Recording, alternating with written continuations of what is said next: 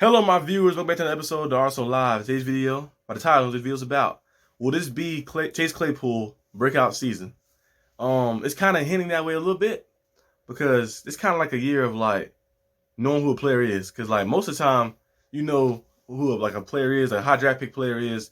Like by the time you first draft them, like you like the first season, you're gonna see it. Like the Bengals saw with Jamar Chase, the Vikings saw with Justin Jefferson. When we saw on our team with Najee Harris and stuff, you just and like TJ Watt when he was there, we like okay, we know you just know like what a player gonna be. Like when you like draft them high up, you just know what type of player they're gonna be. Like okay, like, based on their first season might be almost like Pro Bowl level or Pro Bowl level themselves.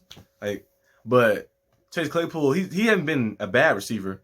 Like that, he hasn't been like terrible. It's just like he been like almost like he been like solid and goodish. Like in like between like those two like frames. Like he been like solid in moments, and then he been good in moments, and then he might have like some great moments here and there. But like it's just like haven't been like consistently over the whole entire season. Cause like his rookie year, I was like, okay, this guy gonna be special because he scored. He had 867 yards, but he's also it was Juju who had like 97 catches, had 800 yards too, and then Jesse Johnson also who had like 80 catches, something like that. That's when he had the drop issue, and he had like 900 yards. So we had three different receivers who had 800 plus yards. So I was like, okay, he was sharing the ball around like that.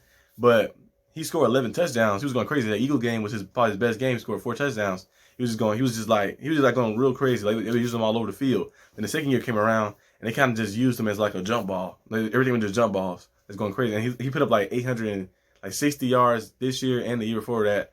And he scored 2 touchdowns this year. He scored against the Broncos. We caught the ball in the middle. I think it was in that one drive. I think we hit that. It was that one drive. We was like, I think it was second quarter, something like that. I can't remember too much. I'm too good about that game. But it was on I think it was on the second quarter. He scored a touchdown. In the Ravens game, he actually scored like I think the go ahead touchdown. I think he scored to help us like either take the lead or to tie the game up like that. I remember like, close to the end of the game, he scored a touchdown. So it's pretty. So he scored only twice. I was thinking he had opportunities probably to score more touchdowns.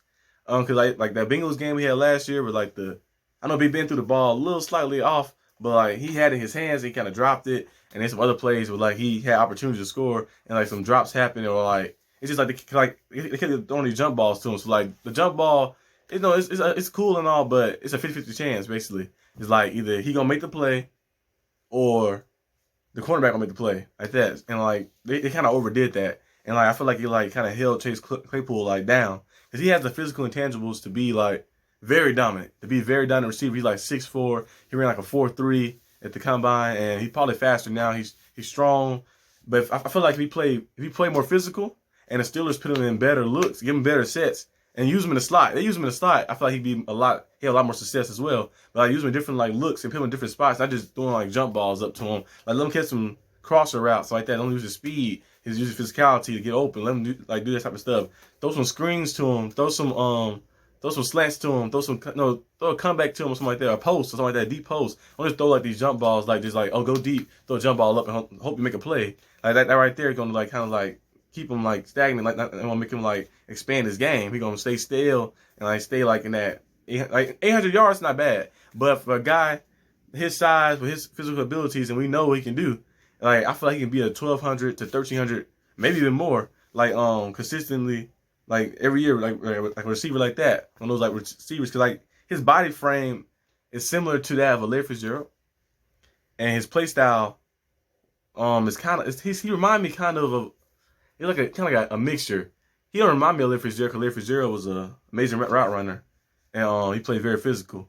Chase Claypool remind me of a little bit of Andre Johnson, a little bit, but like Andre Johnson and Anquan Bolden, like, but faster, like that. Well, they use in a sense where like they like a lot of deep ball like type of like plays and like snagging the ball at the air. But they was a little more probably more consistent, more successful with theirs like that. But he reminded me of that play style. And I feel like the Steelers use him in different sets and different looks. He can be more versatile. They use him more like a Larry Fitzgerald was used with the Cardinals. Like I think like a certain point in his career, they started using him more in the slot and started mixing Larry Fitzgerald up, and he just started expanding his game even more. At first, Larry Fitzgerald, remember when he first got into the league, they really just threw a lot of jump balls to him, and he was like making plays like could call him Larry Fitzgerald like the one trick pony. He don't catch the deep ball, jump ball. Khalil Jones, similar stuff. He used to throw a lot of deep balls to him like that, and just see him make a play. But then they start mixing them up, start pinning them in the slot, and start getting them out like giving them different routes, not just like saying, okay, you got to go route and you got to screen, go route and screen, go route and screen. Like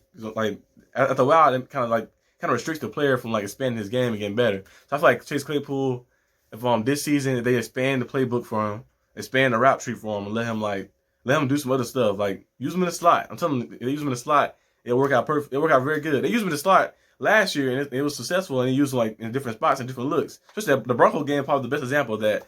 And then they really didn't they didn't go to a lot, but they should have stayed with it like that. I don't know if it was like the Matt Canada or Big Ben, because they said Matt Canada, Big Ben was having I don't know, there's all those rumors like they had a dispute about play calling or something like they was doing. I don't know, but I feel like if Chase Claypool get the right calls, he can expand his game and be a very dominant receiver, because like he has a body stature, like I said before, on Larry Fitzgerald, but I think he might be faster than Larry Fitzgerald, but I don't know. He might be faster than Larry Fitzgerald, but he has the body stature of Larry Fitzgerald, and he can be and they can use him like in that type of stimulus like now. Right now they're trying to use him like Anquan Bolden and Andre Johnson, the way his play style is right now. But I think that don't really fit his game fully. I feel like they can expand the route tree for him, and they can get him to the Claypool that we know he can be.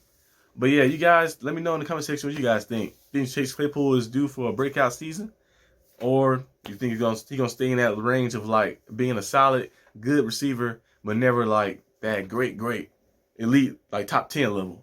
Let me know in the comment section. But I'll see you guys next time on the Arsenal Live.